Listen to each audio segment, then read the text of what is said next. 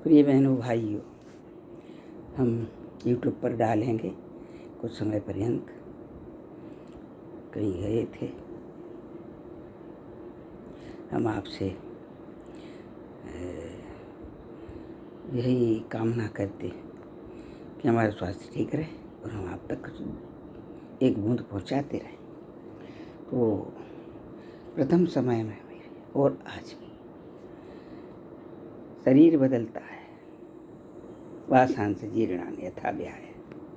तो वो ये गीता का है। मैं गीता नहीं पढ़ूँगी अब, क्योंकि मनुष्य के पास स्त्री पुरुष युवा वृद्धों पर इतना समय अब नहीं है जो बैठे बैठे देर तक बैठे रहें। पहले व्याख्यान देते हैं, फिर थोड़ी सी बताते हैं, वो नहीं है। मैं कम समय लेते हुए आपको बताना चाहूँगी कि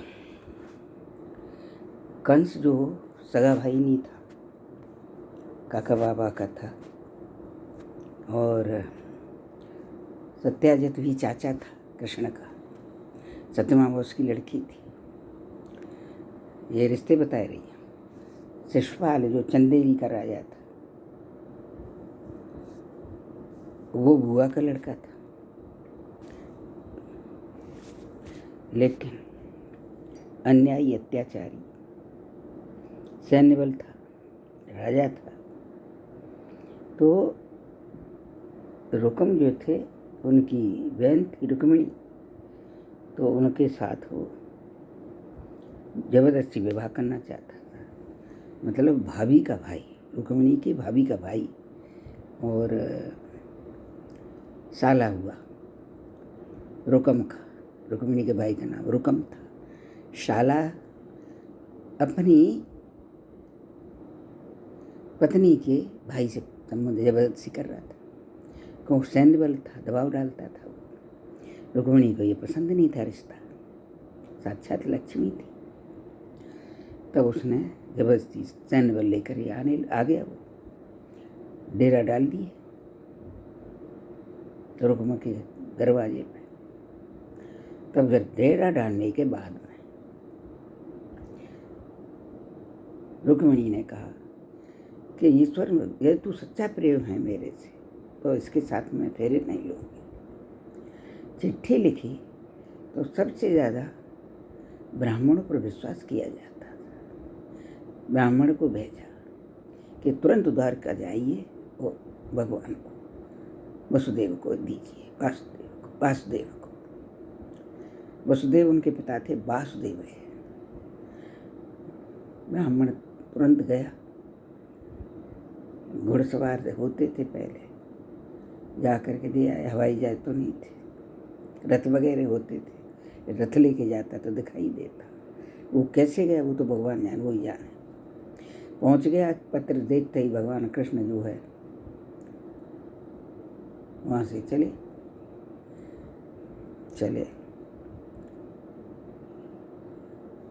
ठीक है, लेकिन बड़े परेशान हो चुके थे।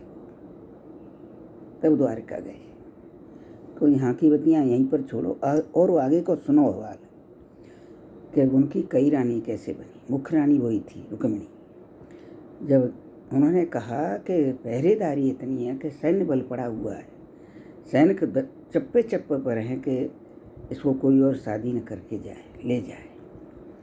लेकिन रुक्मिणी ने भाई से कहा कि भाई, तुझे पता है कि मैं देवी की भक्त हूँ, तो मुझे मंदिर तो जाने दे। मंदिर पर पैरा नहीं था। उसने कहा मंदिर से क्या लेना देना तेरा, पूजा करके सहेलियों के साथ जारी आ जाएगी। ठीक है,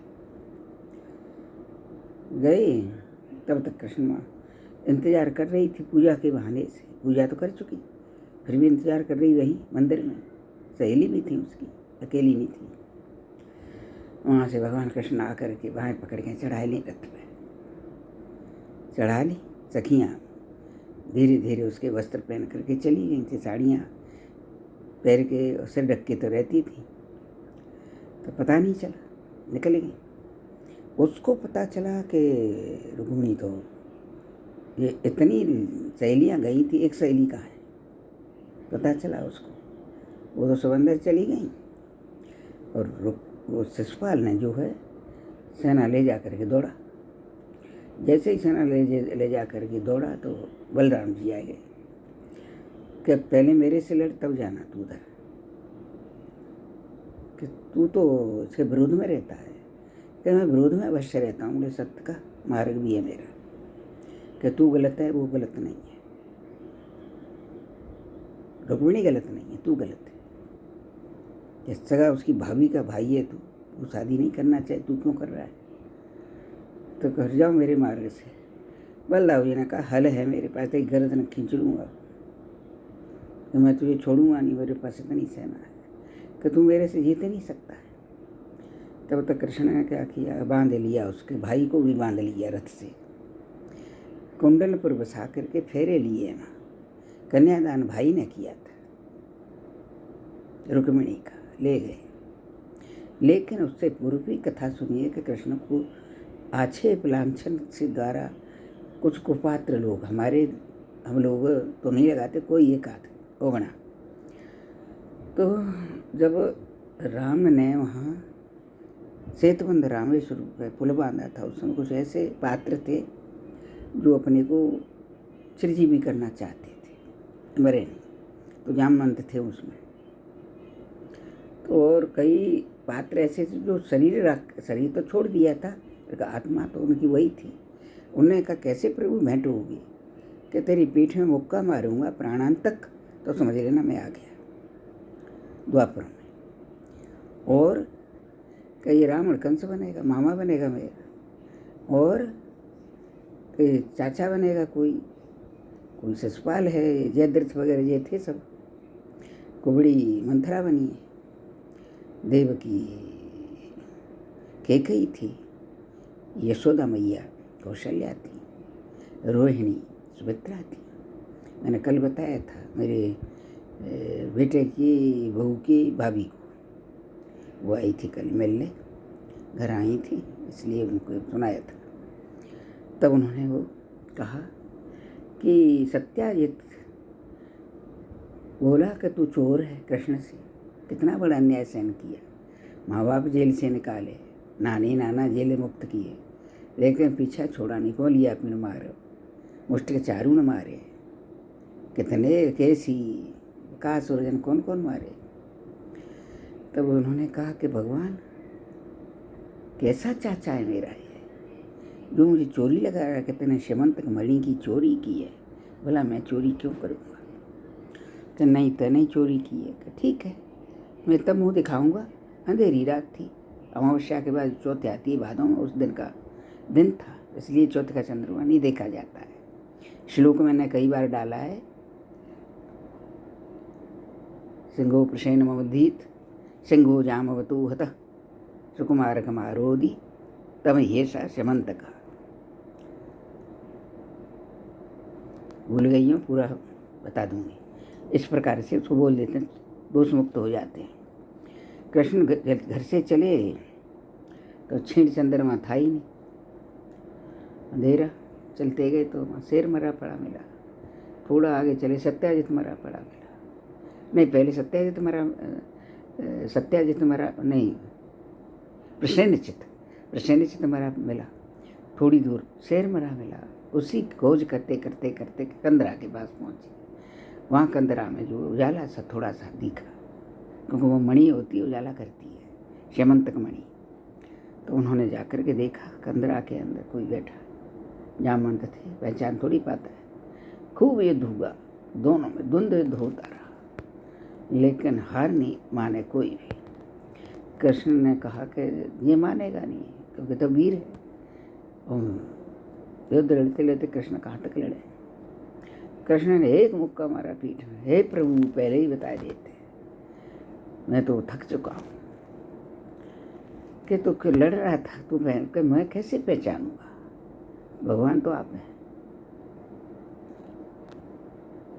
तब उन्होंने श्यमंतक मणि, बेटी खेल रही थी, जामवती, उसको दिया कि इसको ले जाइए आप, और श्यमंतक मणि वापस कर दी। तो सत्याजित को दी। प्रसेनचित तो मर गया चाचा, वो चोरी करके ले गया था, लेकिन सत्याजित दूसरा चाचा था, उसकी लड़की सत्यभामा थी। मणि जा करके दे दिए, ले भाई तेने चोर बताया मुझे, जो भी उस दिन चौथ को चंद्रमा देखा उसको कलंक लगेगा जीवन में, इसलिए नहीं देखते। इस श्लोक को बोल दो फिर छूट जाते, कलंकित नहीं रहता। इस प्रकार से उन्होंने जाकर के मणि दे दी।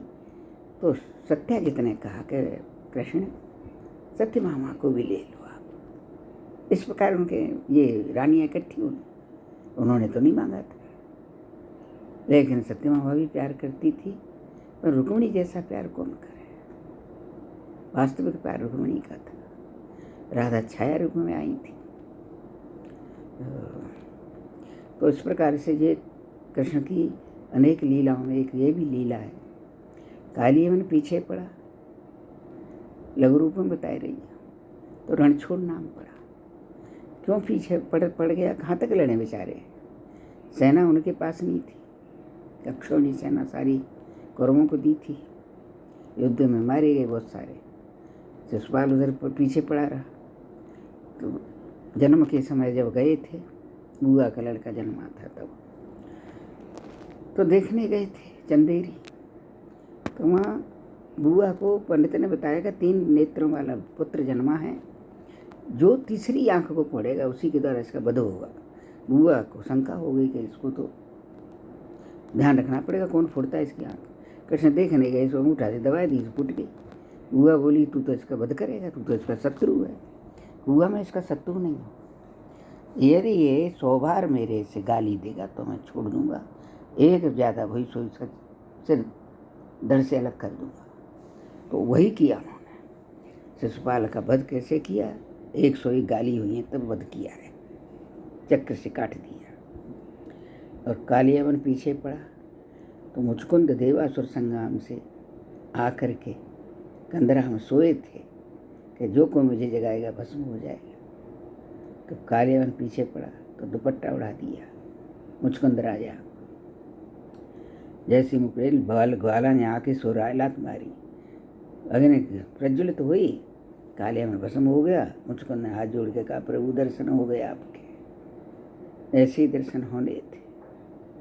तो कृष्ण की अनेक ऐसी कथाएं हैं जिनको सुन करके आप ये कहेंगे कि वास्तव में एक चरित्र की धुरी दिखाई है उन्होंने, कि विषम परिस्थितियाँ थी, हर एक उनको लड़की दे रहा है। कालिंद्री दी थी, कालिंद्री जो है ना कि कालिंद्री दी इसी प्रकार से। इस प्रकार से अनेकों संरक्षण मिला उनको सबको, इसलिए दी थी। बाकी एक ही पत्नी थी उनकी।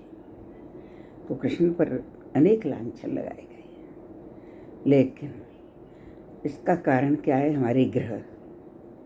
एक तो अंधेरी रात, अष्टमी का चंद्रमा जो है अंधेरा ही होता है उसमें। तो कलंकी लगते रहे बेचारे। इसलिए छोटे लघु रूप में अनेक कथाएं इसमें जोड़ के बताई गई हैं। मैंने बताई अपनी, क्योंकि आज मनुष्य के पास इतना समय नहीं है वो लंबी करके कथाएं सुनाते।